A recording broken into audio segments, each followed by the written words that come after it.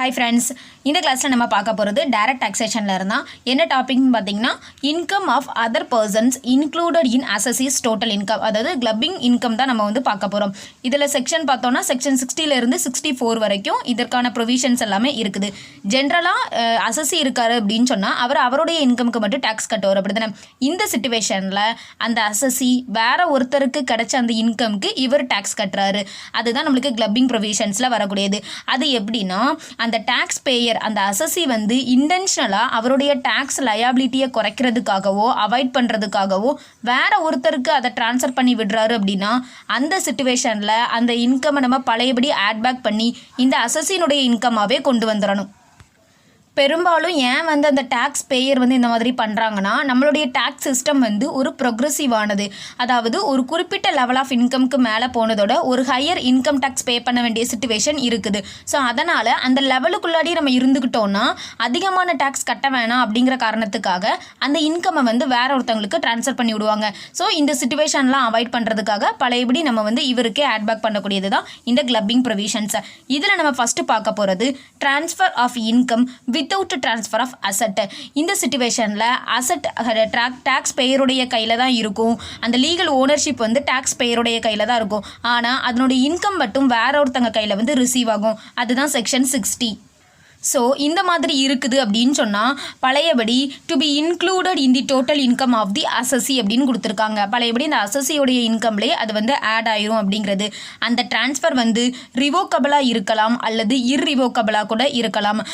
With whether it was made before the commencement of act. நான் income tax act வரதுக்கு முன்னாடியே கூட இது நடந்திருக்கலாம், இல்லை அதுக்கப்புறமா கூட நடக்கலாம். எது நடந்தாலும் பிரச்சனை இல்லை. அது வந்து அசஸினுடைய டோட்டல் இன்கமில் நம்ம ஆட் பண்ணிடணும் அப்படின்னு சொல்கிறாங்க. இப்போ இதுக்கான ஒரு எக்ஸாம்பிள் வந்து நம்ம பார்க்கலாம்.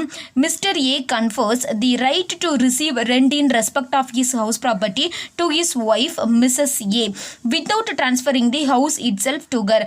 அதாவது மிஸ்டர் ஏ அப்படிங்கிறவருடைய பேரில் இருக்கிற ஒரு ஹவுஸ் ப்ராப்பர்ட்டியை அதில் இருந்து கிடைக்கக்கூடிய ரெண்டல் இன்கம் இருக்கலாம், அதை வந்து அவங்களுடைய ஒய்ஃபுக்கு வந்து ட்ரான்ஸ்ஃபர் பண்ணியிருக்காங்க.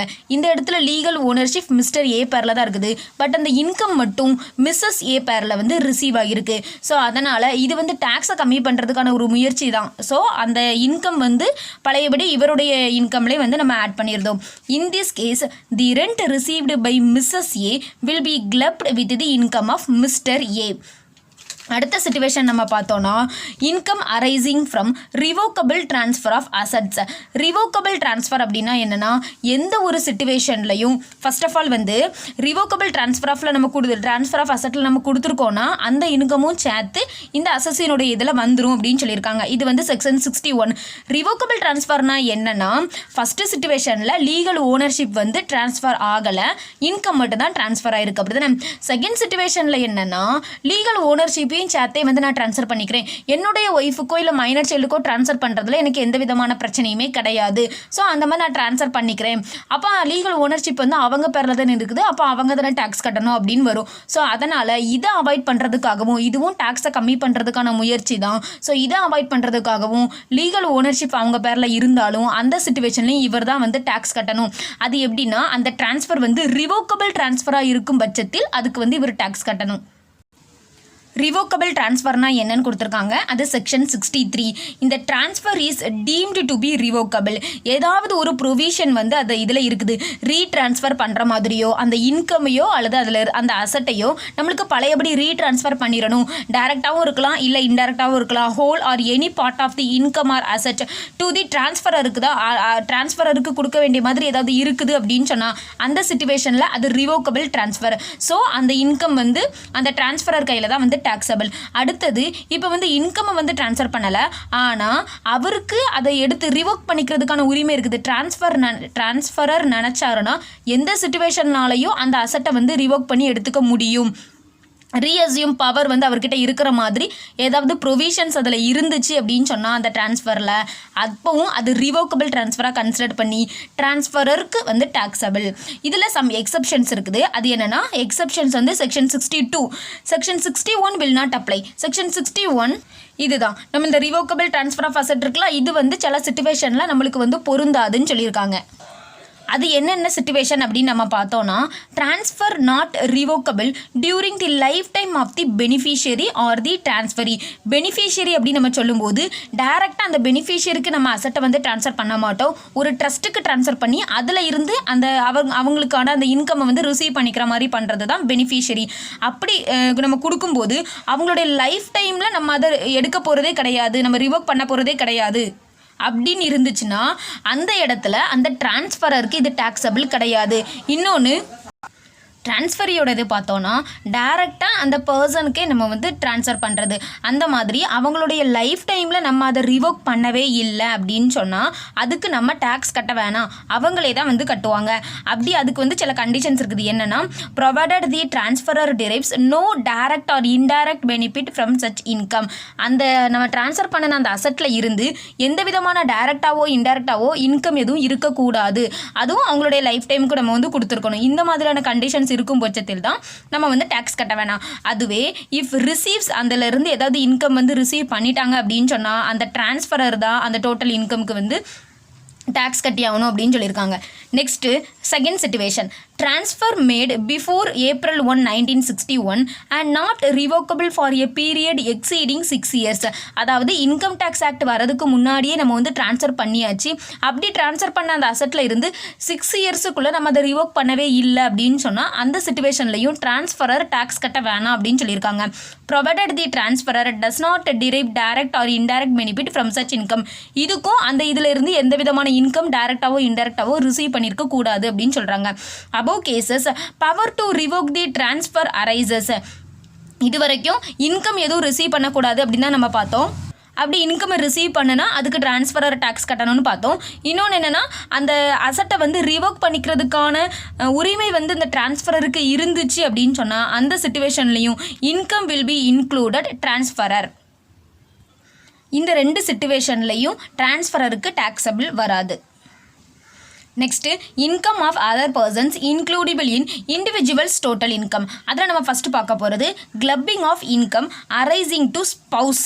ஸ்பவுஸ்ன்னு சொன்னால் ஹஸ்பண்ட் ஒய்ஃபுக்கு ட்ரான்ஸ்ஃபர் பண்ணியிருக்கலாம், இல்லை ஒய்ஃப் வந்து ஹஸ்பண்டுக்கு ட்ரான்ஸ்ஃபர் பண்ணிக்கலாம், ரெண்டுமே வந்து நடந்திருக்கலாம். இங்கே என்னதுன்னா, ஒரு ஸ்பவுஸினுடைய இன்கம் அனதர் ஸ்பவுஸுக்கு வந்து டேக்ஸ் ஆகுது. அது எப்படின்னா, by way of remuneration from a concern in which the individual has a substantial interest. Section 64 subsection 1 clause 2. இங்கே என்ன சொல்லியிருக்காங்கன்னா, ஒரு இண்டிவிஜுவலுக்கு ஒரு கன்சர்னில் சப்ஸ்டான்ஷியல் இன்ட்ரெஸ்ட் இருக்குது.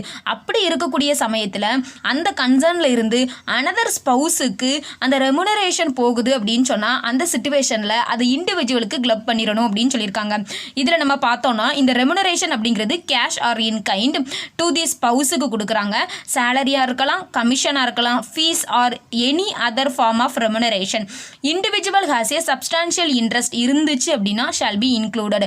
சப்ஸ்டான்ஷியல் இன்ட்ரெஸ்ட்னா என்னென்னா, அது வந்து ஒரு கம்பெனியாக இருந்துச்சு, அந்த கம்பெனிலேருந்து ரெமுனரேஷன் சேலரி கிடைக்குதுன்னா அந்த சிச்சுவேஷனில் சப்ஸ்டான்ஷியல் இன்ட்ரெஸ்ட்னு சொல்லும்போது 20% ஆஃப் ஓட்டிங் பவர். இது வந்து நம்ம இன்கம் ஃப்ரம் அதர் சோர்சஸ் பார்க்கும்போதே இந்த மாதிரியான ஒரு விஷயம் வந்து நம்ம பார்த்தோம். அதே தான் இங்கேயும் கொடுத்துருக்காங்க. 20% ஆஃப் ஓட்டிங் பவர் அந்த கம்பெனியில் இருந்துச்சு அப்படின்னு சொன்னாலும் அந்த பர்டிகுலராக அந்த பர்சனுக்கு இருந்திருக்கலாம், அல்லது பார்ட்லி பை அந்த பர்சனும், பார்ட்லி வந்து 1 or more of his relatives கூட வச்சுருந்துருக்கலாம். எப்போ, at any time during the previous year.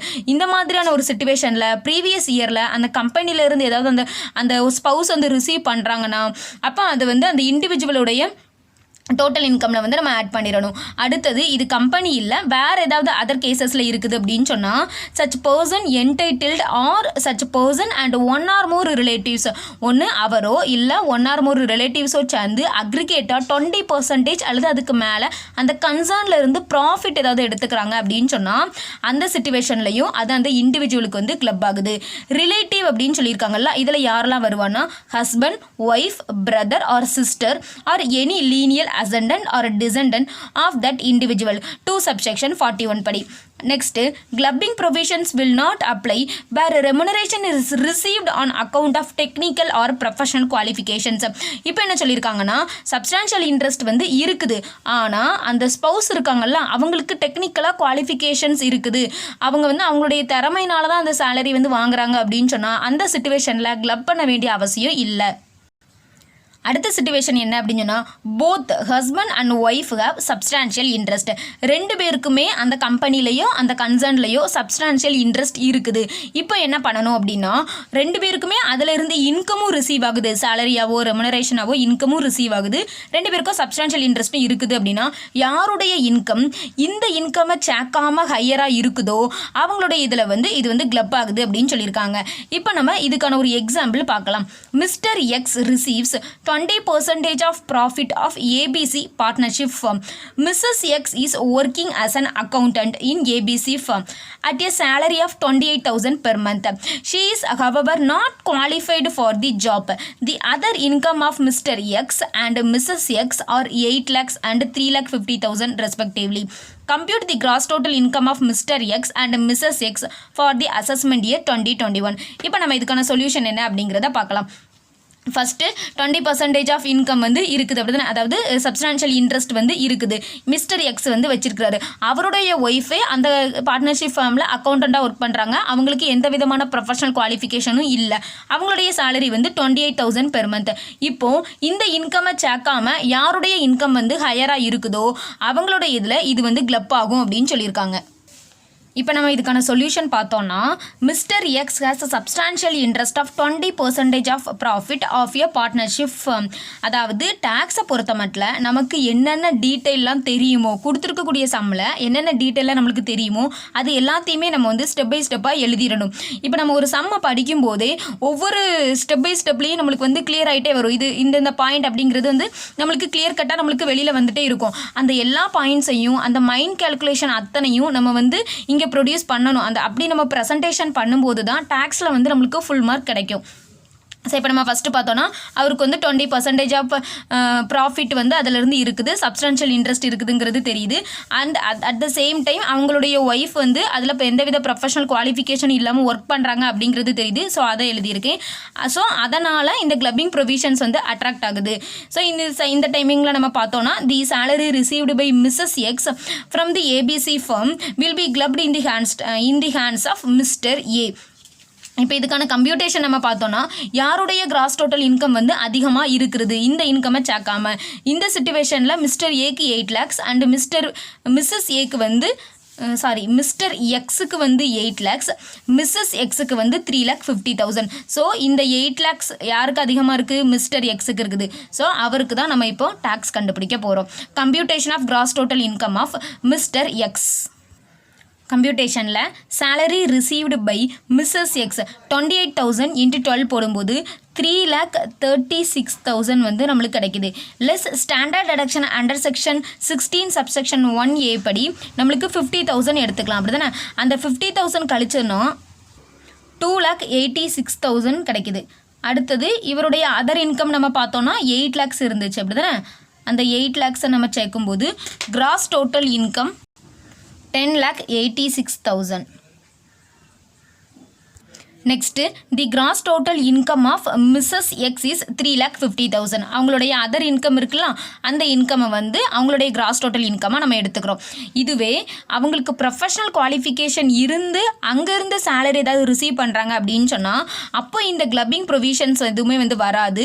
இந்த இன்கம் அப்படியே இவங்களுடைய இன்கமாக வந்து கன்வெர்ட் ஆயிரும். ஸோ இது ரெண்டையும் 2,86,000 வந்து அப்படியே வந்து மிஸ்ஸஸ் எக்ஸ் கையில் வந்து டேக்ஸபிள் ஆயிரும். அடுத்தது நம்ம பார்க்க போகிறது income arising to the spouse from an asset transferred without adequate consideration. அதாவது அசட்டை ட்ரான்ஸ்ஃபர் பண்ணியிருக்காங்க, கன்சிடரேஷன்ஸ் வாங்கியிருக்காங்க, பட் வித்தவுட் அடிக்குவேட் கன்சிடரேஷன் வந்து வாங்கலை அப்படின்னு சொல்லியிருக்காங்க. இப்போ நம்ம பார்த்தோன்னா இந்த சிச்சுவேஷனில் ஃபர்ஸ்ட் ஒன் வந்து transfer of asset other than house property இல்லாமல் வேறு ஏதாவது ட்ரான்ஸ்ஃபர் பண்ணுறாங்க அப்படின்னு சொன்னால் அந்த டைமிங்கில் அதில் இருந்து கிடைக்கக்கூடிய அந்த இன்கமுக்கு ட்ரான்ஸ்ஃபரர் தான் வந்து டேக்ஸ் கட்டணும் அப்படின்னு சொல்லியிருக்காங்க. அந்த ட்ரான்ஸ்ஃபரர் ஸ்பவுஸ் இருப்பாங்கல்ல அவங்க தான் வந்து டேக்ஸ் கட்டணும். இதனுடைய செக்ஷன் பார்த்தோன்னா செக்ஷன் 64 சப்செக்ஷன் 1 கிளாஸ் 4 படி இந்த ஐட்டங்கள் எல்லாமே வந்து நம்மளுக்கு வருது. செகண்ட் பார்த்தோன்னா ஹவுஸ் ப்ராப்பர்ட்டியை ட்ரான்ஸ்ஃபர் பண்ணுறது. ஹவுஸ் ப்ராப்பர்ட்டியை ட்ரான்ஸ்ஃபர் பண்ணும்போது அதனுடைய டீம்டு ஓனராட்டு இந்த டிரான்ஸ்ஃபரர் வந்து மாறுறாரு. அதனுடைய ஆனுவல் வேல்யூக்கு வந்து அந்த டிரான்ஸ்ஃபரர் தான் டேக்ஸ் கட்டணும் அப்படின்னு சொல்லியிருக்காங்க. Next income from aggregation of the transferred asset not to be clubbed with the income of the transferor. அதாவது இந்த டிரான்ஸ்ஃபர்டு அசட்டில் இருந்து கிடைக்கக்கூடிய அந்த இன்கம், இப்போ நம்மளுக்கு இது எக்ஸாம்பிள் பார்க்கலாம். That is income arising on transferred assets alone have to be clubbed. However, income earned by investing such income arising from transferred asset cannot be clubbed. என்ன சொல்லியிருக்காங்கன்னா, இப்போ நம்ம வந்து ஒரு அசட்டை ட்ரான்ஸ்ஃபர் பண்ணுறோன்னா அதில் இருந்து கிடைக்கக்கூடிய அந்த இன்கமுக்கு மட்டும்தான் வந்து இவர் டேக்ஸ் கட்டுவார். ஃபர்தராக அந்த இன்கம்மை வேறு எதுலையாவது கொண்டு போய் இன்வெஸ்ட்மெண்ட் பண்ணி அதில் இருந்து ஏதாவது இன்கம் கிடைக்குதுன்னா அதுக்கு இவர் டேக்ஸ் கட்ட மாட்டார் அப்படின்னு வந்து சொல்லியிருக்காங்க. Next meaning of adequate consideration. இதில் வித்தவுட் அடிக்குவேட் கன்சிடரேஷனுக்கு ட்ரான்ஸ்ஃபர் பண்ணினா தான் இதெல்லாம் அப்படின்னு சொல்லியிருந்தாங்க, அப்படி தானே? ஸோ அடிக்குவேட் கன்சிடரேஷன்னா என்னன்னு சொல்லியிருக்காங்க. இதில் நம்ம பார்த்தோன்னா natural love and affection to not constitute adequate consideration. இதெல்லாம் ஒரு அடிக்குவேட் கன்சிடரேஷனாக எடுத்துக்க முடியாது, வேல்யூ இருக்கணும் அப்படின்னு வந்து அவங்க சொல்கிறாங்க. Asset is transferred without adequate consideration clubbed in the hands of transferor. Without adequate கன்சிடரேஷனில் ட்ரான்ஸ்ஃபர் பண்ணியிருக்காங்க, டேக்ஸை கம்மி பண்ணுறதுக்காக தான் கொடுத்துருக்காங்கன்னா கண்டிப்பாக அது ட்ரான்ஸ்ஃபரர் கையில் தான் டேக்ஸபிள். நெக்ஸ்ட் பார்த்தோன்னா transferred asset invested in business. இதில் என்ன சொல்லியிருப்பாங்கன்னா, நம்ம கொடுக்கக்கூடிய அந்த அமௌண்ட்டை டைரெக்டாக அது வந்து பிஸ்னஸில் வந்து இன்வெஸ்ட்மெண்ட் பண்ணுறாங்க, ஒரு கேபிட்டல் நேச்சராக அது மாறுது அப்படின்னு சொன்னால் அந்த டைமிங்கில் அதிலிருந்து கிடைக்கக்கூடிய இன்கமுக்கு வந்து டிரான்ஸ்ஃபரர் தான் வந்து டேக்ஸபிள். இதுவே ஏதாவது accretion of the transferred asset இருக்குது அப்படின்னு சொன்னால் அது வந்து நம்மளுக்கு டேக்ஸபிள் கிடையாது. Investment is in the nature of contribution of capital. அப்படி இருக்கக்கூடிய சமயத்தில் அந்த ப்ரப்போர்ஷனேட் இன்ட்ரெஸ்ட் ஆன் கேபிட்டல் வந்து அந்த டிரான்ஸ்ஃபரருக்கு டேக்ஸபிள். அப்படி டேக்ஸபிளாக இருக்கக்கூடிய அந்த ப்ராஃபிட்டுக்குமே வந்து அந்த ப்ரப்போர்ஷன் எடுக்கிறாங்களா, அது என்ன பேசிஸ்லனா as on first day of the previous இயரில் அவங்க நம்ம கொடுத்த அந்த கேபிட்டலாக வந்து அவங்க யூஸ் பண்ணினது இருந்துச்சுன்னா மட்டும்தான் அந்த வருஷத்தினுடைய ப்ராஃபிட்டில் ப்ரப்போர்ஷனேட் வந்து நம்ம எடுக்க முடியும். அந்த aforesaid investment total investment in the business or by way of capital contribution in a firm. இதுக்கு வந்து நம்ம ஒரு எக்ஸாம்பிள் பார்த்துடலாம். A proprietary business was started by Shrimati Rani in the year 2017. As on 1/4/2018, her capital in business was rupees 3 lakhs. Her husband gifted rupees 2 lakhs on 10/4/2018. Such sum is invested by Srimati Rani in her business on the same date. வந்து investment பண்ணியாச்சு. அப்போ 1/4/2018 வந்து 3 lakhs தான் இருக்குது. அந்த டைமிங்கில் வந்து இவருடைய இன்வெஸ்ட்மெண்ட் அதில் இல்லை. 10/4 தான் வந்து இவர் வந்து இன்வெஸ்ட்மெண்ட்டுக்காக ஒரு கிஃப்ட் அமௌண்ட்டை வந்து கொடுத்துருக்காங்க. அந்த அமௌண்ட்டை ஸ்ரீமதி ராணி வந்து அவங்களுடைய இதில் வந்து பிஸ்னஸில் வந்து சேம் டேட்டில் கொண்டுட்டு வந்துட்டாங்க. Srimati Rani earned profits from her proprietary business for the financial year 2018-19 1,50,000 and financial year 19-20 3,90,000. Compute the income to be clubbed in the hands of Rani's husband for the assessment year 2021 with reasons. இப்போ நம்ம சொல்யூஷனில் பார்த்தோன்னா section 64 subsection 1 படி இந்த clubbing வந்து எதனால் வந்து பொருந்துது இவங்களுக்கு அப்படிங்கிற அந்த டீட்டெயில் தான் வந்து நம்ம எழுதியிருக்கோம். இவ்வளோ நேரம் செக்ஷன்ஸில் என்ன நம்ம பார்த்தோமோ அதே தான் வந்து நம்ம இங்கே எழுதியிருக்கோம். Section 64 subsection 1 of the Income Tax Act 1961 provides for the clubbing of income in the hands of the individual if the income earned from the asset transferred directly or indirectly to the spouse of the individual otherwise than for adequate கன்சிடரேஷனாக இருக்குது அப்படின்னு சொன்னால் அந்த சிச்சுவேஷனில் இவங்களுக்கு தான் வந்து clubbed அப்படின்னு வருது. ஸோ இங்கே வந்து நம்மளுக்கு அது பொருந்துது, அப்படி தானே? ஸ்பவுஸ் ஆஃப் தி இண்டிவிஜுவலுக்கு தான் வந்து ட்ரான்ஸ்ஃபர் பண்ணியிருக்காங்க, அதுவும் வித்தவுட் அடிக்குவேட் கன்சிடரேஷனுக்கு ட்ரான்ஸ்ஃபர் பண்ணியிருக்காங்க. ஒரு கிஃப்ட் மாதிரி தானே கொடுத்துருக்காங்க. ஸோ அதனால் இந்த கேஸில் ஸ்ரீமதி ராணி வந்து அந்த 2 lakhs ரிசீவ் பண்ணி அதை வந்து அப்படியே வந்து பிஸ்னஸில் இன்வெஸ்ட்மெண்ட் பண்ணிட்டாங்க. சில டைமிங்கில் செம்ம தான் நம்ம வந்து அப்படியே ஒரு ரீக்ரியேட் பண்ணி எழுதுன மாதிரி தான் இருக்கும். ஆனால் நமக்கு என்ன அண்டர்ஸ்டாண்ட் ஆயிருக்கு அப்படிங்கிறத நம்ம தெளிவாக வந்து இதில் எழுதணும். The income to be clubbed in the hands of Srimati Rani's husband for assessment year 2021 is computed as under. இப்போ இந்த கேல்குலேஷனில் ஃபஸ்ட்டு ஸ்ரீமதி ராணி கேபிட்டல் ராணியோடைய கேபிட்டல் கான்ட்ரிபியூஷன் எவ்வளோ இருந்துச்சு, out of gifts from husband கிட்ட இருந்து வாங்கினதில் எவ்வளோ கேபிட்டல் கான்ட்ரிபியூஷன் பண்ணியிருக்காங்க. இங்கே வந்து நம்மளுக்கு டோட்டல் ஃபஸ்ட்டு நம்ம பார்த்தோம்னா கேபிட்டல் ஆசட் 1/4/2018 நம்மளுக்கு 2 வருஷத்தினுடைய ப்ராஃபிட் கொடுத்துருக்காங்க. அப்படி தானே, இவரும் 10/4லேயே வந்து இன்வெஸ்ட்மெண்ட் பண்ணியிருக்காரு. ஸோ அதனால் நம்ம ஃபஸ்ட்டு 2018 வரலாம். 18 வரும்போது ஃபஸ்ட்டு ஸ்டார்டிங்கில் ஸ்ரீமதி ராணியுடைய கேபிட்டல் எவ்வளோ இருந்துச்சு, சம்பளம் கொடுத்துருக்காங்க 1/4/2018 அவங்களுடைய பிஸ்னஸில் 3 lakhs வந்து கேபிட்டல் கான்ட்ரிபியூஷனாக இருந்திருக்கு. இப்போ டோட்டல்லையும் நம்ம வந்து 3 lakhs போட்டுக்கலாம். Out of gifts from husband ஓப்பனிங்கில் வந்து இல்லை அப்படி தான், ஸோ அதனால் அதை நம்ம போடலை. அடுத்தது எப்போ இன்வெஸ்ட் பண்ணியிருக்காங்கன்னா இன்வெஸ்ட் ஆன் 10/4/2018 கிஃப்ட் ரிசீவ் பண்ணினதுல இருந்து 2 lakh rupees வந்து ஹஸ்பண்டோடைய இதில் இருந்து ரிசீவ் பண்ணியிருக்காங்க. ஸோ டோட்டலாக நம்மளுக்கு வந்து அந்த வருஷத்தோடைய எண்டிங்கில் 5 lakhs வந்து இருக்குது. இப்போ அடுத்தது நம்ம வந்து ப்ராஃபிட்டை டிஸ்ட்ரிபியூஷன் பண்ண போகிறோம். ஃபினான்ஷியல் இயர் 2018-19 ப்ராஃபிட் வந்து 1,50,000 இருக்குது. ப்ராஃபிட் ஃபார் ஃபினான்ஷியல் இயர் 18-19 இதை எப்படி பிரிக்கிறோன்னா based on capital contribution on 1/4/2018 1/4/2018 யாருக்கு கேபிட்டல் இருந்துச்சோ அந்த ப்ரப்போர்ஷனில் தான் நம்ம வந்து பிரிக்க போகிறோம். அப்படி பார்க்கும்போது ஸ்ரீமதி ராணியுடைய கேபிட்டல் மட்டும்தான் இருக்குது. அப்படிங்கிறதுனால 18-19 ப்ராஃபிட் 1,50,000 இஸ் ஃபுல்லி வந்து நம்மளுக்கு ஸ்ரீமதி ராணிக்கு தான் வந்து போகுது, இவங்களுக்கு வந்து கிடையாது, அவங்களுடைய ஹஸ்பண்டுக்கு வந்து போகாது. இவன் தான் அவர் வந்து 10/4 பண்ணியிருக்கிறாரு, ஆனால் அதை வந்து நமக்கு எடுத்துக்க முடியாது. அடுத்தது கேபிட்டல் எம்ப்ளாய்டு 1/4/2019 எவ்வளோ இருந்திருக்குன்னா ஸ்ரீமதி ராணிக்கு வந்து 4,50,000 அவுட் ஆஃப் அவங்க ஹஸ்பண்ட் கிட்டே இருந்து வாங்கினதில் வந்து 2 lakhs. ஸோ அவருடைய கான்ட்ரிபியூஷன் 2 lakhs 1/4/2019 தான் வந்து வருது. இதில் நம்ம பார்த்தோன்னா 6,50,000. நெக்ஸ்ட்டு ஃபினான்ஷியல் இயர் 19-20 ப்ராஃபிட் பார்த்தோன்னா 3,90,000 இருக்குது. Profit for financial year 19-20 paste on capital contribution 1/4/2019 என்ன கேபிட்டல் கான்ட்ரிபியூஷன் இருந்ததோ அதுபடி இப்போ நம்ம வந்து பிரித்து கொடுக்க போகிறோம். அப்படி பார்த்தோன்னா இதோடைய சிம்பிளிஃபைடு ரேஷியோ எடுத்தோன்னா நம்மளுக்கு 9:4 அப்படிங்கிறது கிடைக்கும். ஸோ 3,90,000 டிவைடட் பை 13 மொத்தம் 13 பங்கு, அதில் 9 பங்கு வந்து இவருக்கு வரும். இதை வந்து நம்ம ரேஷியோவாக கன்வெர்ட் பண்ணும்போது அப்படி கன்வெர்ட் பண்ணோன்னா நம்மளுக்கு வந்து 2,70,000 வந்து ஸ்ரீமதி ராணிக்கும் 1,20,000 வந்து அவங்களுடைய ஹஸ்பண்டுக்கும் வந்து போகுது. ஸோ டோட்டலாக 3,90,000. therefore the income of Shrimati ராணியுடைய ஹஸ்பண்ட்க்கு எவ்வளோ வந்து கிளப் ஆகுதுன்னா இதில் நம்ம கண்டுபிடிச்சிருக்கக்கூடிய இந்த 1,20,000 தான் அவருடைய இன்கமில் வந்து நம்மளுக்கு கிளப் ஆகுது. அடுத்தது இந்த ஸ்பவுஸுக்கு ட்ரான்ஸ்ஃபர் பண்ணுற அந்த அசட்டில் இருந்து கிடைக்கக்கூடிய இன்கம் கிளப் ஆகுதுல, இதில் கடைசியாக பார்க்கக்கூடிய செக்ஷன் வந்து இதுதான். இதுக்கு அடுத்தது வந்து சன்ஸோடைய ஒய்ஃபு மைனர் சைல்டுக்கு ட்ரான்ஸ்ஃபர் பண்ணுறதுலாம் நம்ம பார்ப்போம். இதோட இந்த வீடியோ வந்து நம்ம முடிச்சுக்கலாம். இதுக்கு அடுத்து பேலன்ஸ் இருக்கக்கூடியதெல்லாம் நம்ம நெக்ஸ்ட் வீடியோவில் பார்க்கலாம். இப்போ இந்த ஒரு செக்ஷன் மட்டும் பார்க்கலாம். Transfer of assets for the benefit of spouse section 64 subsection 1 clause 7. அதாவது என்ன சொல்லியிருக்காங்கன்னா நம்ம அசட்டை வந்து டைரெக்டாக அந்த ஸ்பவுஸுக்கு ட்ரான்ஸ்ஃபர் பண்ணாமல் வேற யாருக்கோ ட்ரான்ஸ்ஃபர் பண்ணி அதில் இருந்து கிடைக்கிற இன்கம் அந்த ஸ்பவுஸுக்கு கிடைக்கிற மாதிரி நம்ம பண்ணுறோம்.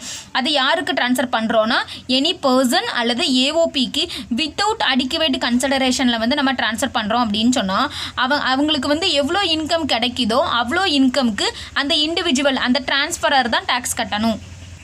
இதுக்கான ஒரு எக்ஸாம்பிள் பார்த்தோன்னா நம்மளுக்கு நல்லாவே அண்டர்ஸ்டாண்ட் ஆகும். Mr. A transfers an asset to his friend B with an instructions that 80% of the income generated from the transferred asset is to be used for the benefit of his wife Mrs. A and 20% for others.